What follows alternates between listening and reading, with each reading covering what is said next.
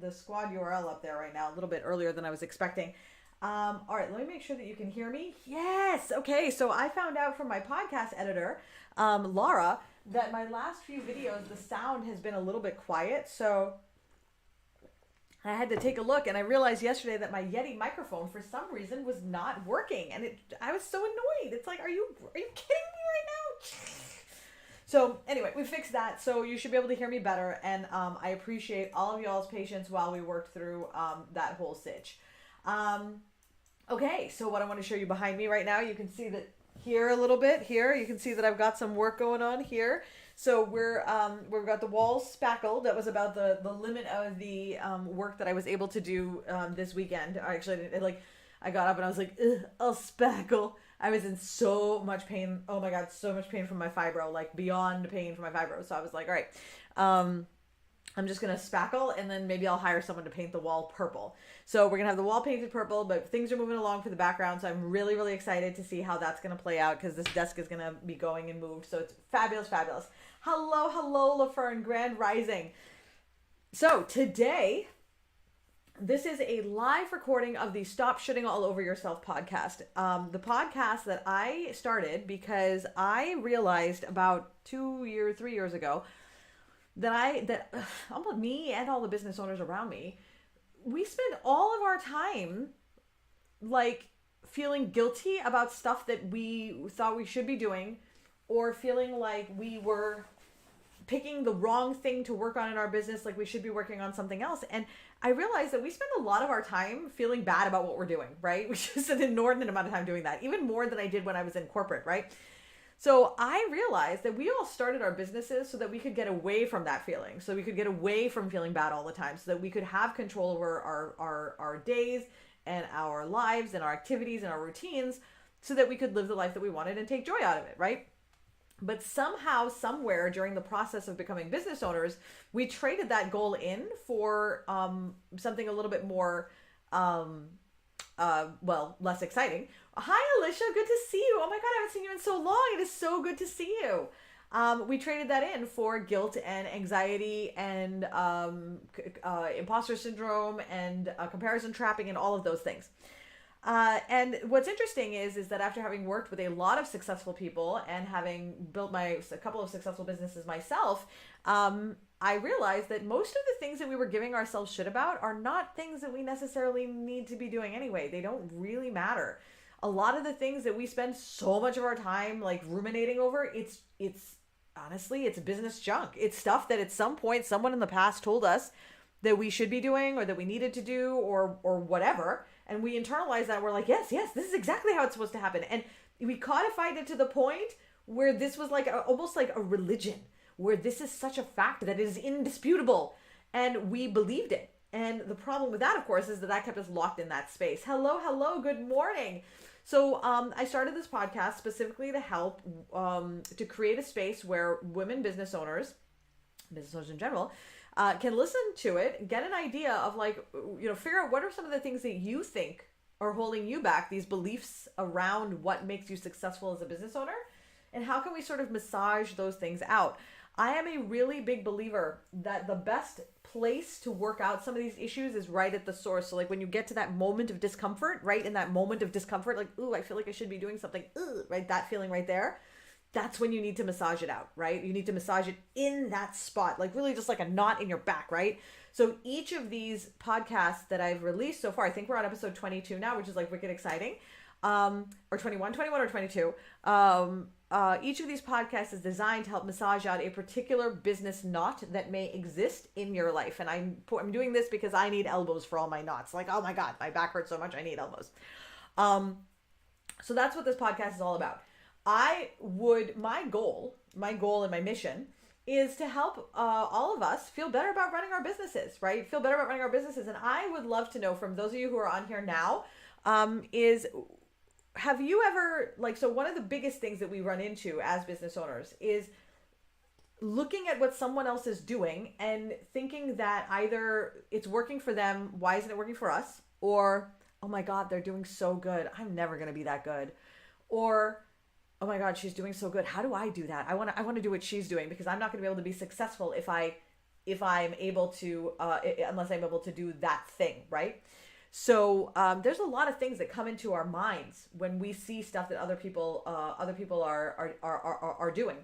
And I wanted to massage that out today because that's a moment where, if you think about the moment where you get stuck in it, I see something that someone else is doing, right? And I'm like, oh man, like, oh, she's doing such a good job. And I'm going through my own process here that I used to go through, right?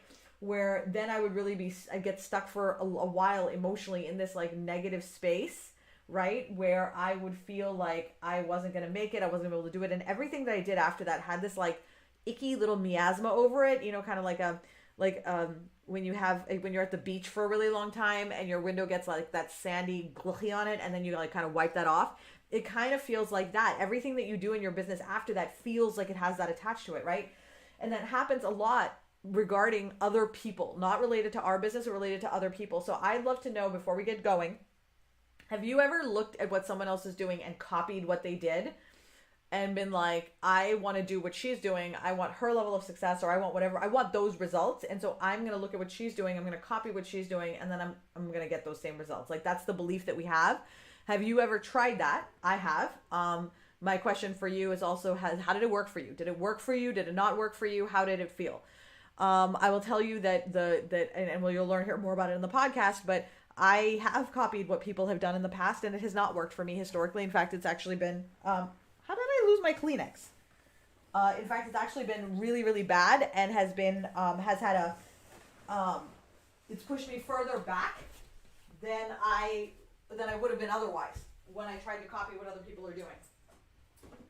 Hey, Lutz. So I'd love to know, because, you know, it's not something that's unusual. It's not something that's unique to me. A lot of us do this quite often, right?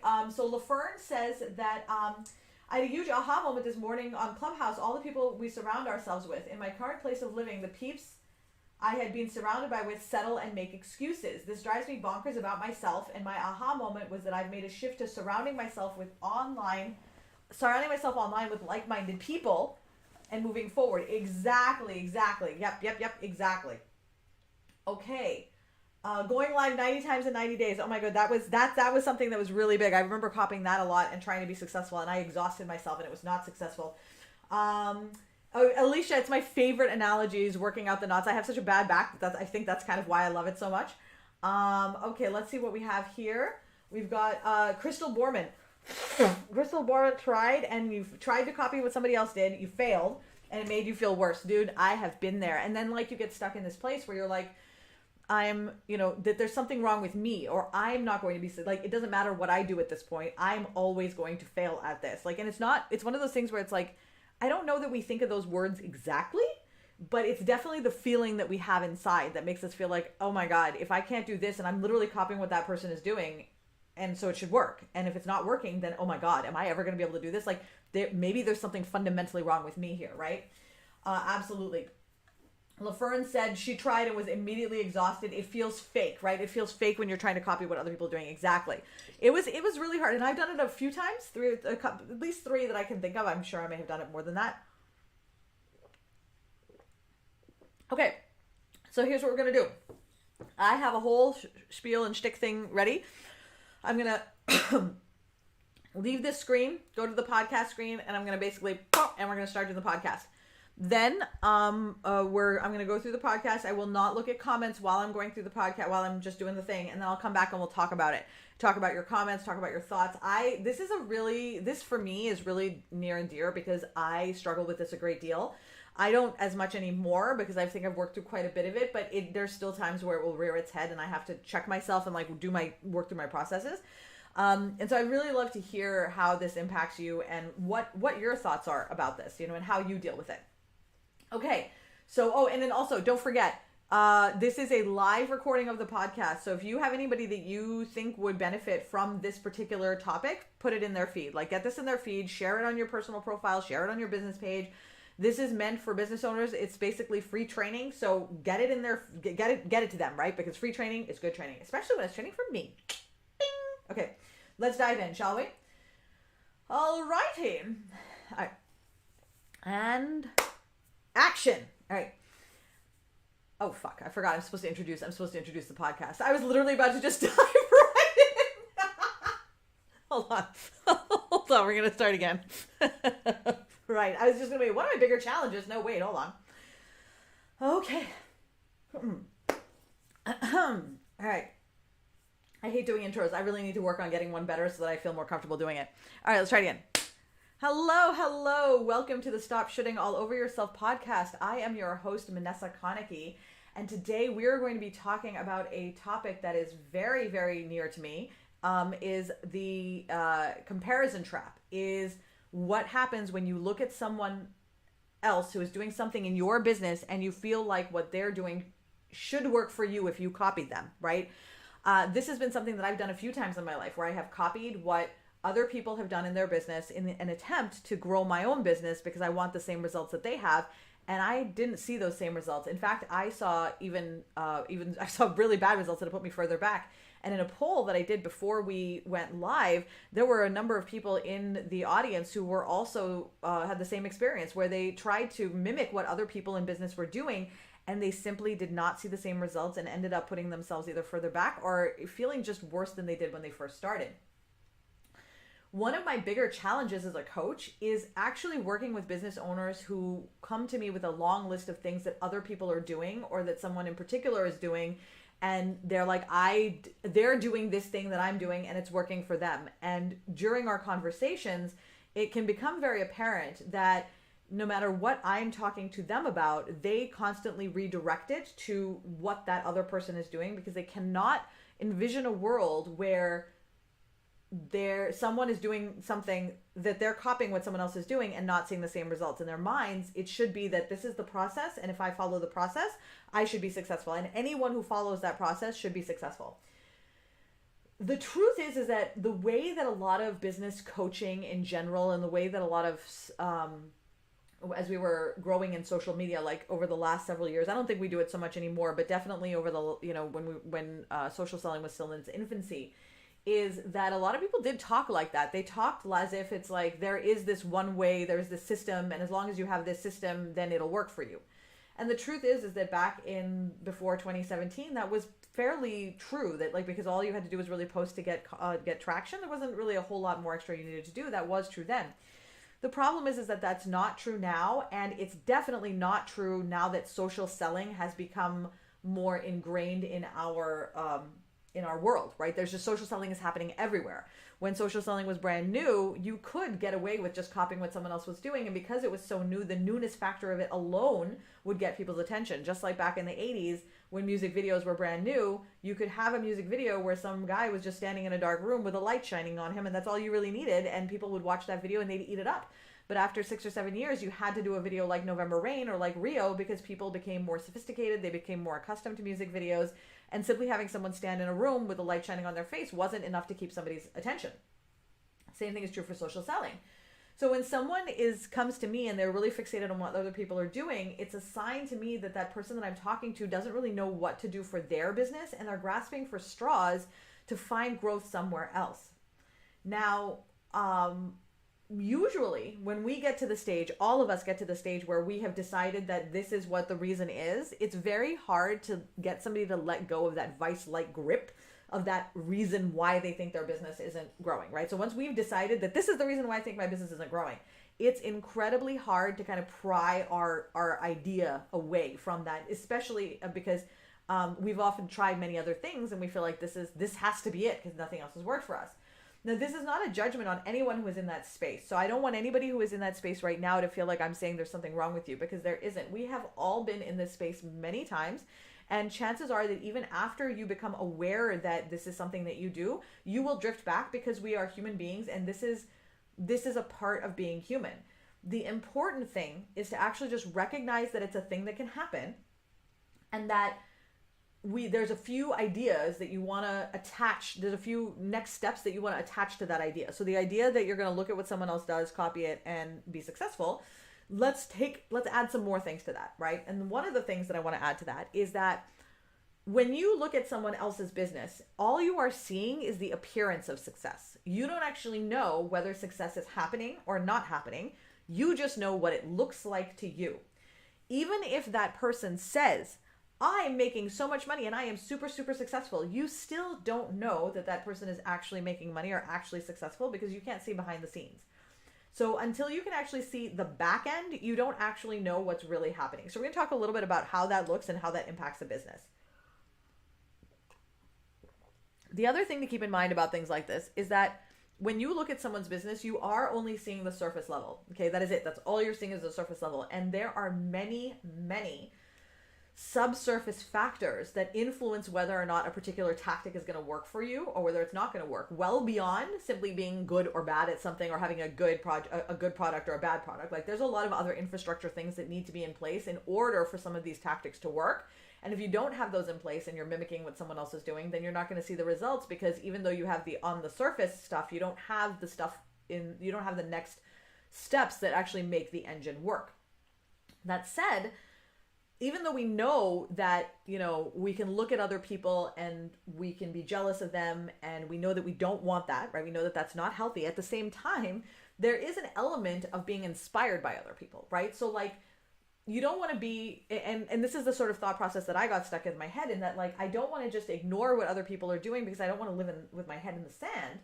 But at the same time, I recognize that there are people who create a feeling of anxiety within me because it makes me feel competitive. It makes me feel like I'm an imposter. It creates feelings in me that I don't, and it's not their fault, but it happens, and it's not a conducive to a good working environment, right?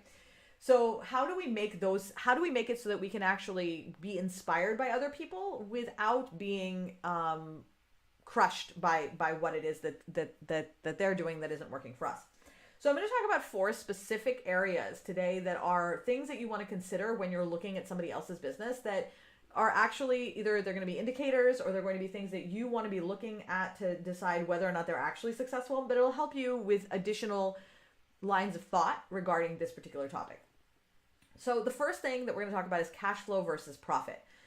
I worked with a client once who had started out she'd been struggling when she started. She had credit card debt. She was poor, and she started her business on a credit card.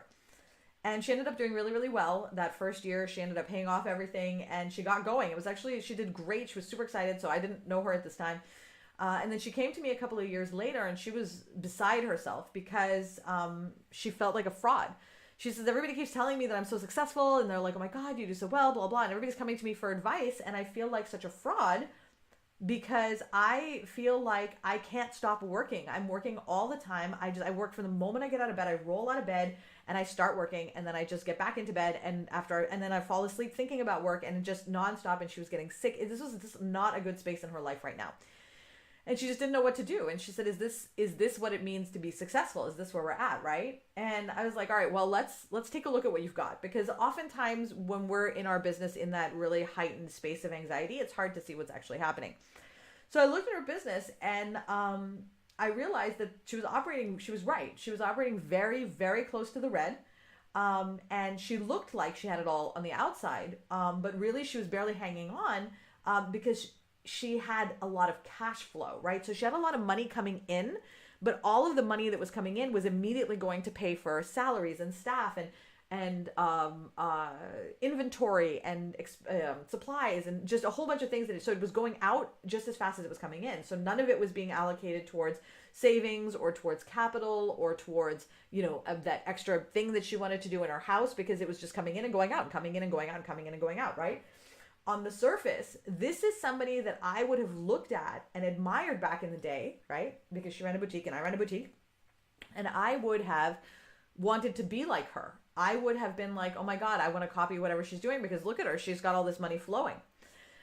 So it is so important when you look at anybody else's business to recognize that it may look good. And it may look great. So you may be able to be like, you know what? I really like the way she did her graphic. I really like the way she does her promotion. Her promotion is really great. I like that she has 4 posts here and then a couple of stories. Like, I think that it really does a good job of creating a theme, right?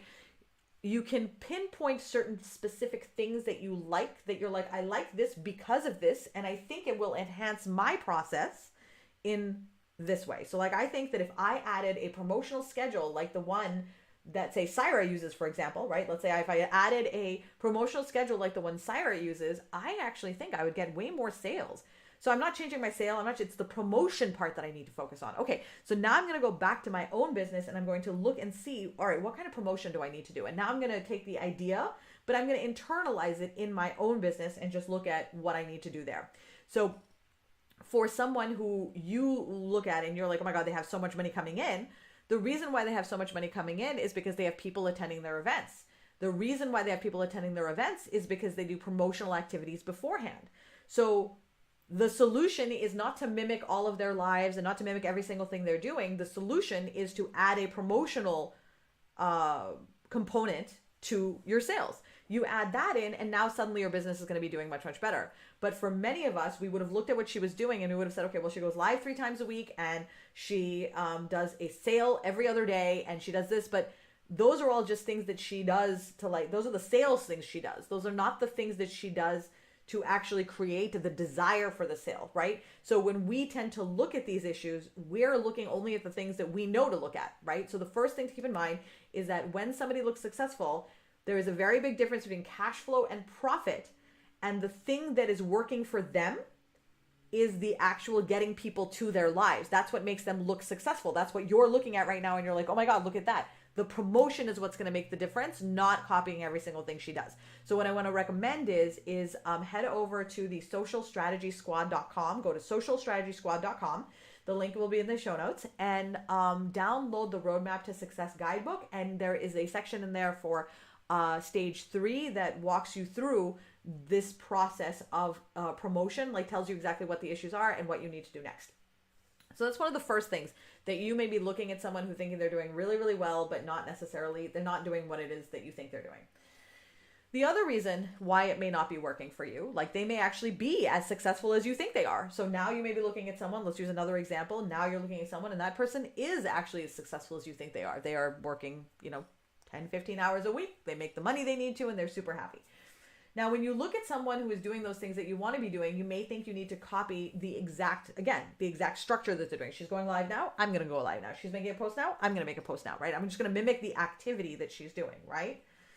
The thing to keep in mind is that for someone who is actually successful doing all of these things, so like what you see in the front is what you have in the back.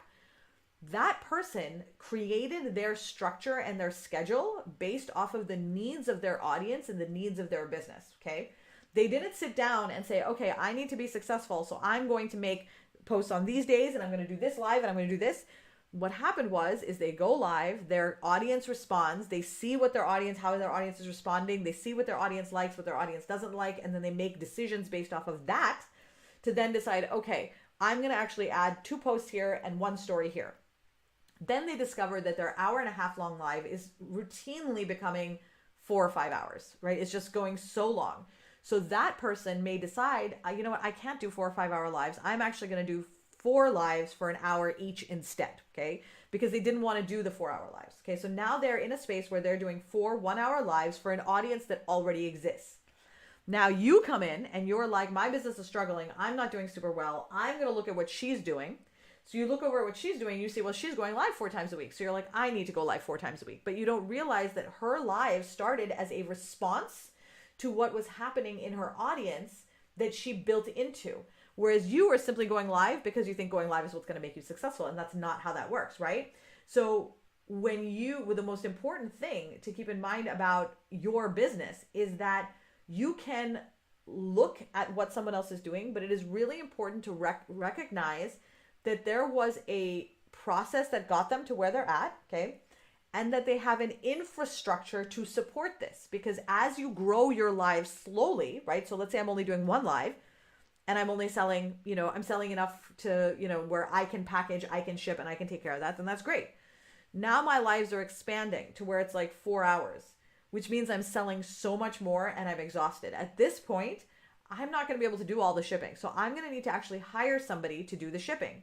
So now I'm hiring a staff person. Okay. So now that's an expense. So that's an infrastructure expense that is going to support the sales that I have.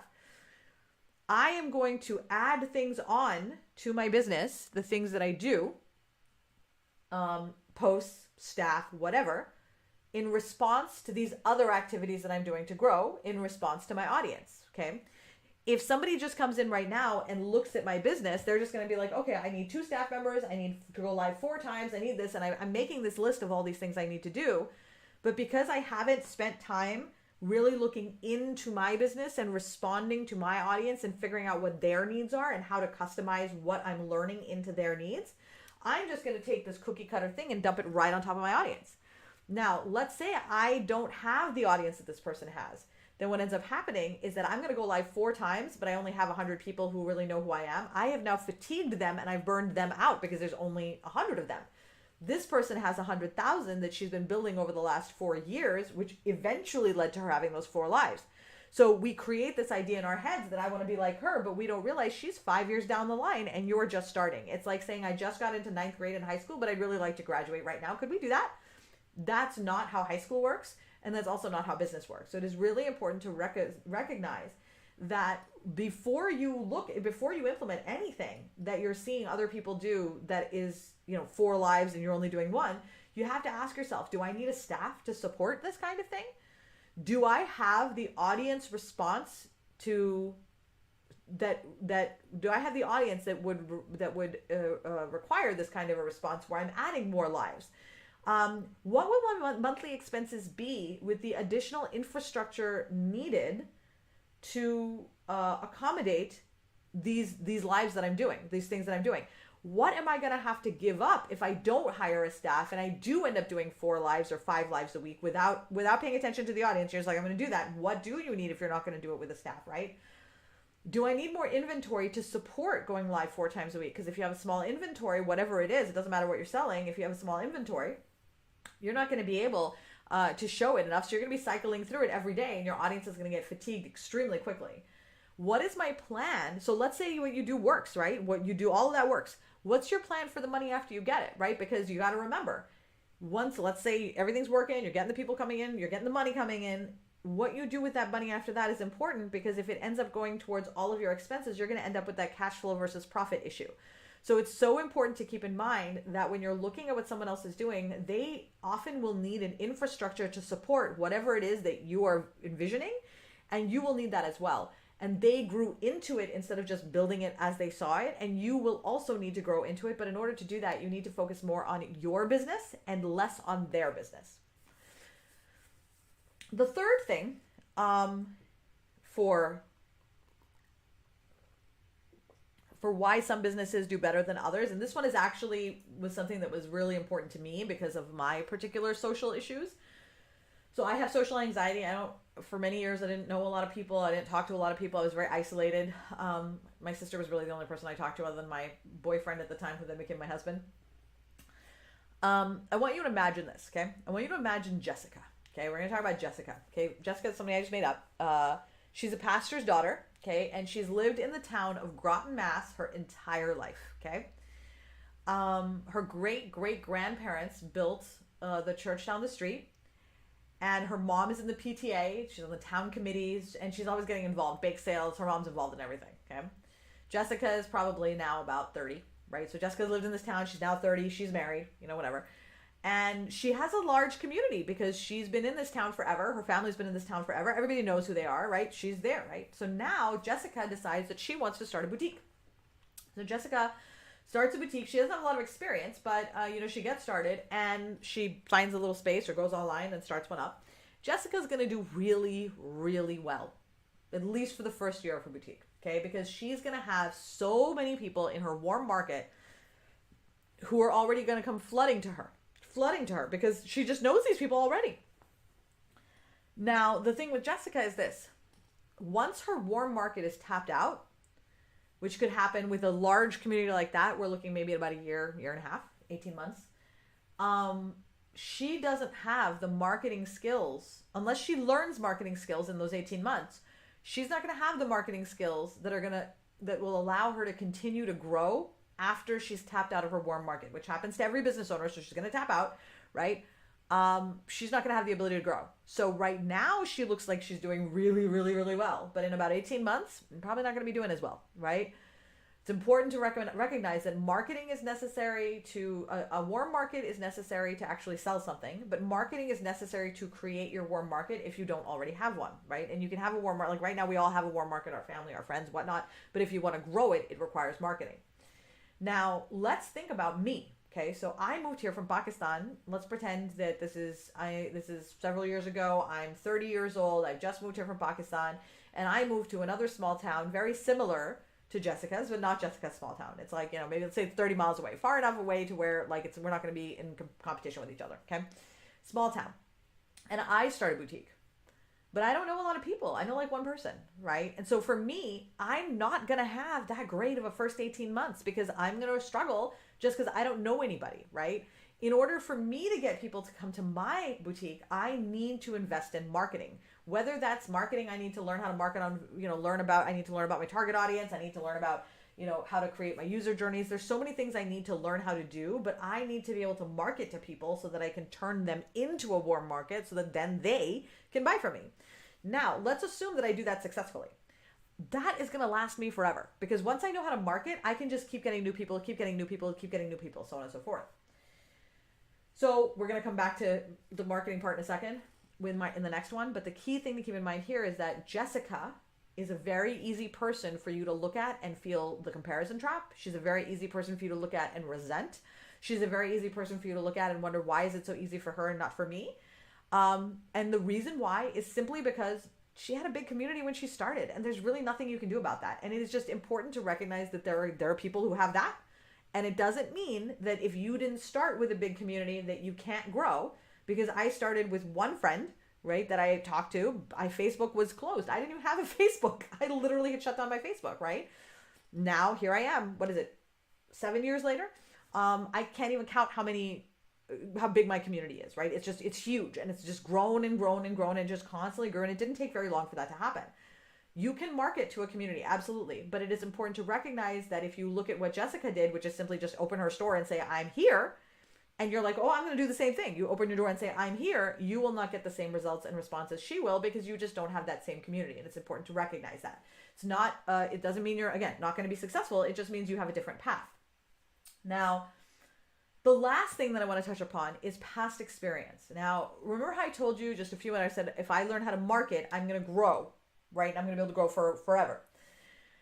You do not know what someone else is bringing with them experience-wise. So when you look over at somebody and you're like, oh my God, I wish I could be like her. Oh, I suck because I'm not like her. It is really important to be mindful that you have no idea what experience this person brings with them.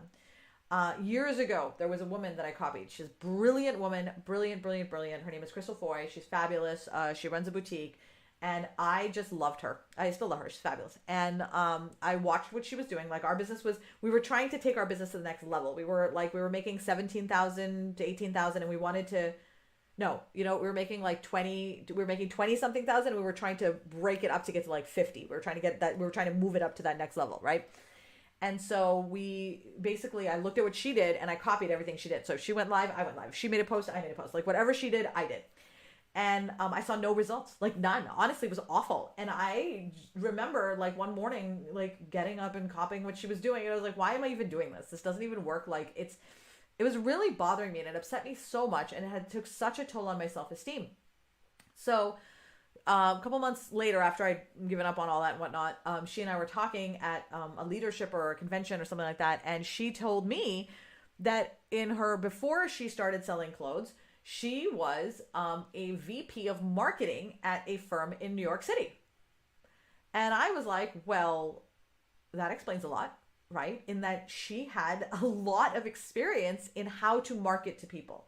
She understood target audience. She understood user journeys. She understood so much more than I did at that point in time in my business. Now I understand all those things like very, very well. I teach all those things, right? But back then I didn't. And I couldn't understand why what I was doing wasn't working when it was working for her. And it's because she had an infrastructure she'd put in place, a foundation she'd put in place as a result of her past experiences as a marketer. Now, the good news is that all of these things are issues that can be resolved and moved beyond. Like, you don't have to live in this space. Because there are a lot of people out there who made me feel like I was an imposter when I saw their stuff. I felt intimidated. I felt less than them. And like I said, it wasn't their fault, but I felt it anyway. Now, I tended to avoid those people like a lot. They clearly triggered something in me, some sort of jealousy, some sort of anxiety, some sort of negative emotion that I didn't like in me, I didn't want in me, and I just kind of was like, I would prefer to feel something else, right? So I just would avoid going to their pages, just avoid them. Like, that was what I do. So I simply stopped.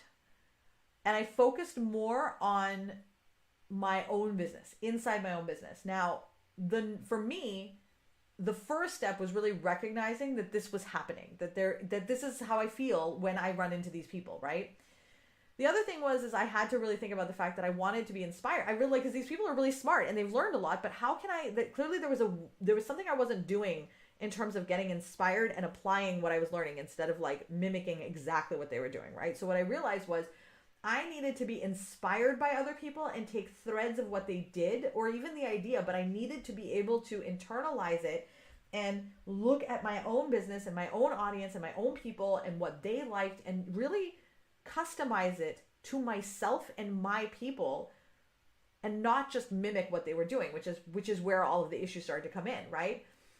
I needed to look internally way, way, way more than externally to determine what the next steps are. Because earlier on at the beginning of the podcast, I said that many people do this, look at what other people are doing and say, I got to do this, when they don't know what to do for their own business. So what I want to recommend, step one for you, is go to socialstrategysquad.com and download the Roadmap to Success Guidebook. It's a guidebook that I put together for business owners that basically just walk you through every step of the foundation necessary to run a successful business. These are the basic steps that you need to simply get somebody from stranger to checkout. After that, you can do whatever you want, but this is really just the stranger to checkout part, right?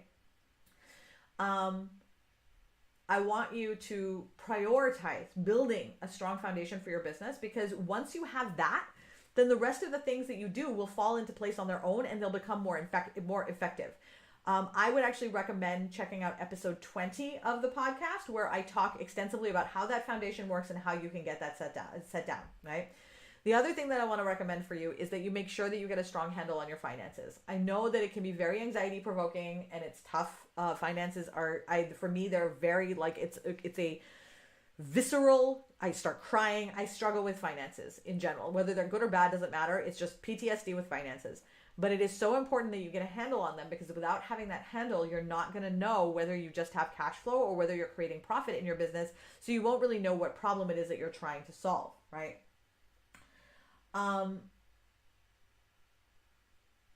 Remember, Jessica, it doesn't matter if you start with no one.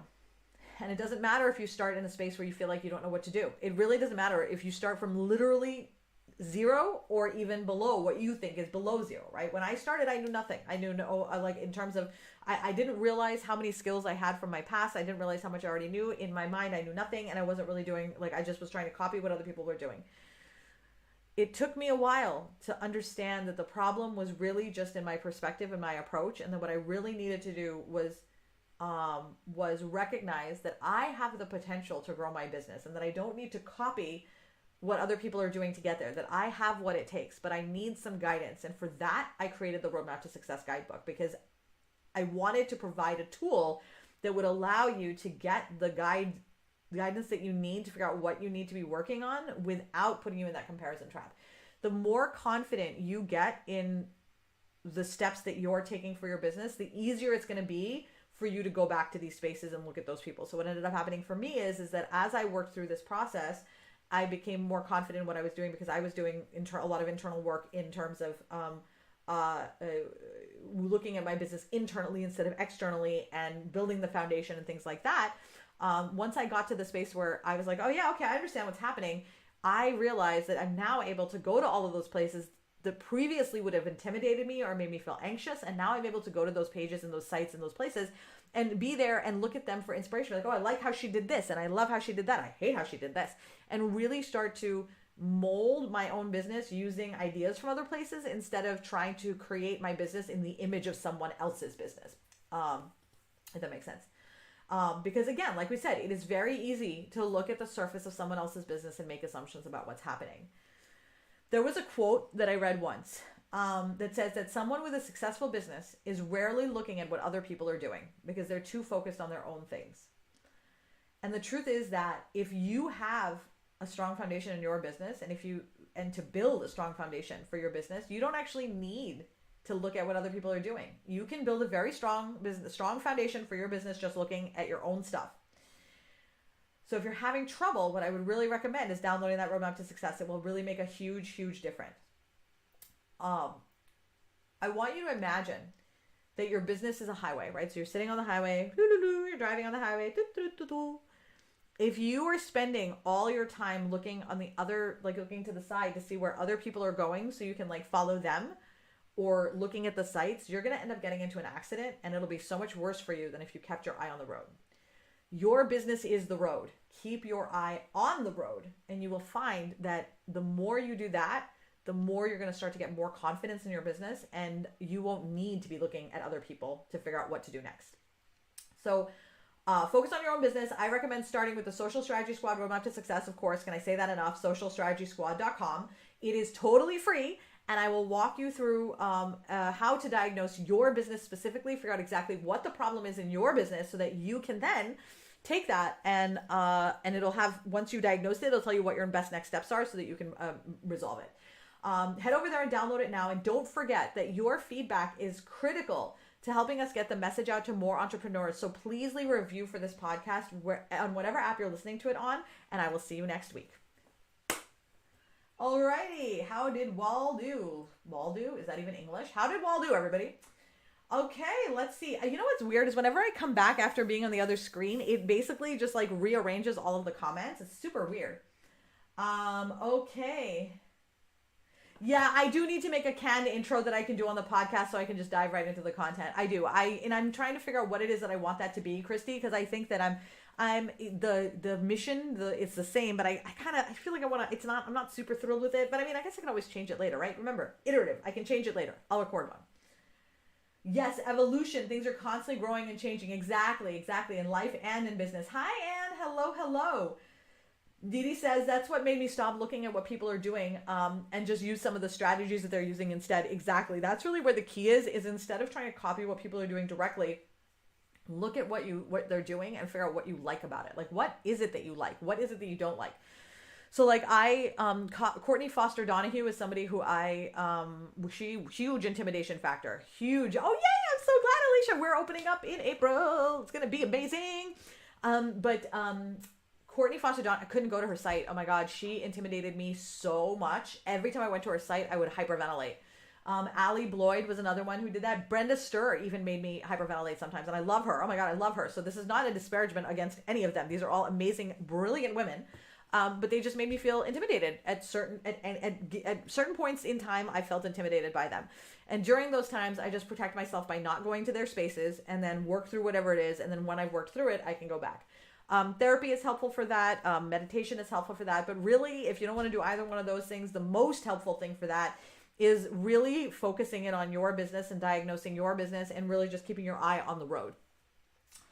Okay. My word was intentional this year, and I've been very intentional with promotion and analysis of audience, and I can see how that has impacted your business, right? Like, so Anne is such a great example of this. She joined the squad about a year ago, I think a year ago now, maybe a little bit more. She has been, she's working her way through she worked her way through the curriculum, and has really, this year, her word, as she mentioned, was intentional. And I can see how, like, slow and thoughtful you're being about every step that you're taking. And like, it really, like yesterday on office hours, we were talking about, whether or not she should get, some swag, right? And I loved the approach, the questions that you were asking, because it really demonstrates that like you're really looking in at your business and it's not about what anybody else is doing. And you can see the results from that, which is just, it's incredible. I love watching it happen to other people. It's very inspiring to watch. Okay. Cindy says, I had a coach tell me that I should friend request at least 10 women a day from the widow groups I frequent. Oh my God, please do not do that. Then DM them, starting a conversation, and eventually move into what I do and asking if they'd like to do a marketing call with me where I would ask questions to help me with marketing strategy. Then ask if they would want a free session with me. I end that free session with a sales pitch. I told her I can't do that because it doesn't fit for me. Dude, That just doesn't, honestly, like there's so many things about that wouldn't work for me. The first of all is just don't DM people on Facebook. Facebook hates that. Like it is literally, I mean, you can DM people, but it doesn't like if you cold DM people. The second is I can't imagine how intrusive it would feel if I am already a widow who is like, I'm vulnerable. I am literally so vulnerable. Like I can't imagine being more vulnerable. Other than maybe when you lose a child, right? Like um and then having someone DM you, it feels exploit that. And that's a really great example, Cindy, like of you internalize that. We're like, yeah, you know what, that doesn't work for me, and that's not going to work for my audience. And what she's suggesting, I know a lot of people who do things like that, and I've seen their consequences that they've suffered from doing that. But I also know a couple people who've done it, and it's worked for them. And I don't know why it works for them, but it does. And the key thing to keep in mind is that there are definitely statistical anomalies in people who are going to be outside the norm and the standard. Keep that in mind. Keep that in mind, that there's always going to be some, and these people drive me insane. Like, and they only drive me insane because it's like, sorry, I just got a Slack that I'm closing out. It's like, it's the law, that the rule, it's the exception that proves the rule. I don't know. It just really annoys me when there's exceptions to the rule, because I'm like, oh my God. And here's why. Because everybody thinks that's the standard, and then they all try to aim for that. And I'm like, oh my God, don't aim for the one like fluke that everybody thinks is the standard, because that's the one everybody puts up as, this is how you can do it. And it's like, no, dude, that's one person. One person did it that way. 10 out of a million did it that way. But if you highlight those people, it looks like those are the ones, everybody should be able to do it that way, right? I'm so glad you like it, Anne. Oh my God, Anne says this is an awesome conversation. Sweet.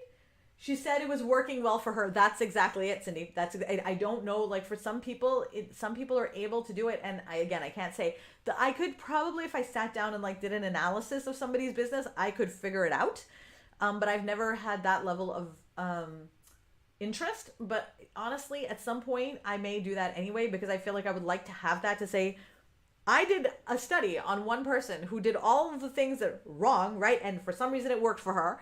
And I did a study to see what that was. And I did a study to see why it worked for her, right? And so that I could actually have the reason one day. But I'm actually very proud of you for recognizing that, because it's really hard when somebody that you're actually hired to help you gives you a piece of advice that you're like, I don't think I want to take that advice. And then you almost feel bad because you're like, oh my God, I don't want her to think that I paid her for this advice, and now it's like, why aren't you taking it? Whatever. It's like sometimes they just give you bad advice. And I have said this to my audience as well. If I tell you something and you're like, Vanessa, that's really shit advice, tell me that you disagree with my advice and make me question myself. We may talk it out, and it may turn out that I'm right. It may turn out that you're right. Doesn't really matter, because in the end we both grew, right? Somebody grew somewhere, right? And that's really the key. It's not about being right as much as it's about growing and getting to the space that we need to be. And I really love to grow. So I'm not worried about being called out on something. And people have called me on it. I'm like, oh my God, I can't believe I said that. I'm so sorry. All that taught me was that I've reached a point where I know what will work for me. That's it. Your vibe attracts your tribe. Absolutely. Amy, that sounds like me right at this moment. So Amy Tingler, are you feeling that right now? The imposter trap and the imposter syndrome and the comparison trap. Is that the space that you're in right now? Dude, so Sarah says, finances, I know I'm in the red, but I gotta face it. I'm ADHD, and procrastinating is something I'm great at. So what I would recommend is, I would see if you can get someone to help you with your finances. So I am unable to do my own finances, ADHD also. And when I say unable, I just mean I will do exactly what you're saying. Like you know how the ADHD mind works. We are brilliant at not doing something. So I just hand it over to my husband and he does them. Some people hire accountants. Some people hire bookkeepers. I would recommend having someone else look at your finances. And then, something you may want to do is you could actually book some sessions with Syra and have her basically go through it with you, and then like just sort of help you figure out, okay, these are the things you probably want to do to get you moving in the right direction. She's not like an accountant, but she can help you do an analysis of your business and figure out, okay, what are your next steps to like figure out how to get it in balance and start and making the income that you're looking for, so you're not in the red. Alrighty. Clap again. All right. You need to make a canned intro. Okay, we did that. Yes, evolution. See what I mean? The comments are like so weirdly, they all got weird because now I'm like back at the beginning. Now I'm back, like, and sometimes it gives me 2 comments. So weird. All right. See, learn. Okay. I think I just got the 2 comments from everybody. Oh, great. As Sarah says, she loves Syra. Fabulous. So Syra has a power package. It is $9.97 for 3 sessions. And we have the 3-session packages specifically because it takes 3 sessions to sort of like, the first session is we sit down, figure out what the strategy is going to be. You're kind of like, okay, this is what the problem is. The second session is really like a working session. And then the third session is working session, wrapping it up and getting it moving into, off you go. Neither Syra or I are big believers in lifetime coaching unless you want it. Like, I'm not a big believer in all the time. Hey, Sai, there you are. I'm talking about your packages. Syra and I both are big believers. Like, so for example, I don't believe that you don't need to be in therapy like every week. I want therapy every week, right? So I go to therapy every week, right? In fact, I went down to one every other week, but I realized, you know what? I actually need to go back to once a week. I'm going to tell her that today. I have clients who are like, I'm going to work with you for this period of time. I'm going to get this thing done. And then I'm going to go off and I will ask you questions if I need you. I'll join the squad, to get help or whatever. But I just need that first package to kind of like get me squared away and then go and then just move on. Now, I don't do those kinds of packages anymore, but Syra does.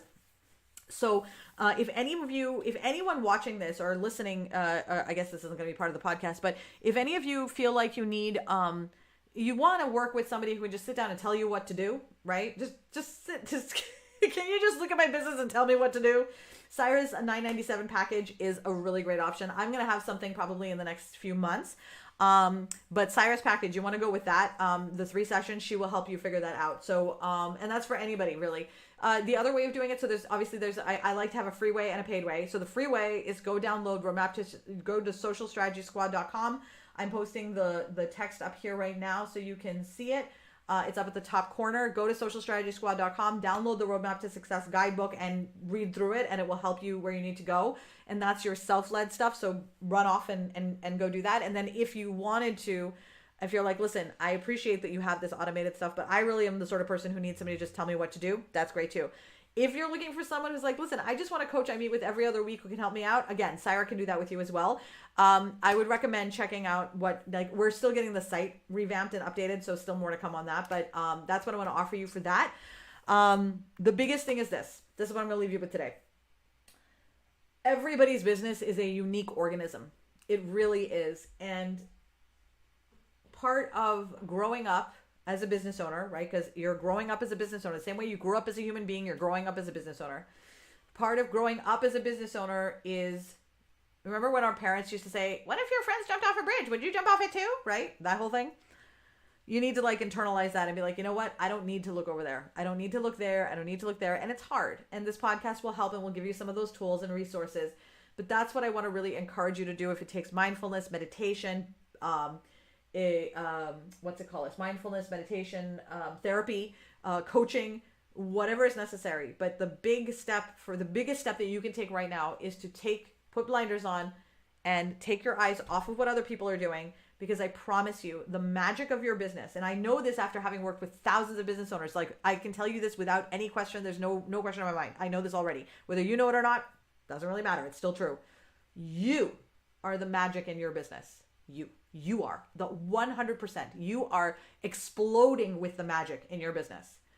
But for some reason, much like me and many others, we tend to close it up and look outside constantly. As you start to look inward and use the kind of tools that we're talking about in the Stop Shitting All Over Yourself podcast, you will feel more comfortable opening up those doors and letting yourself shine. And that's when you're going to really start to feel confidence in your business. All right. So you are amazing. You are wonderful. You run a killer business. Let's make it happen. Have a great day, you guys. I'm going to see you tomorrow at 10 a.m. this time for reals.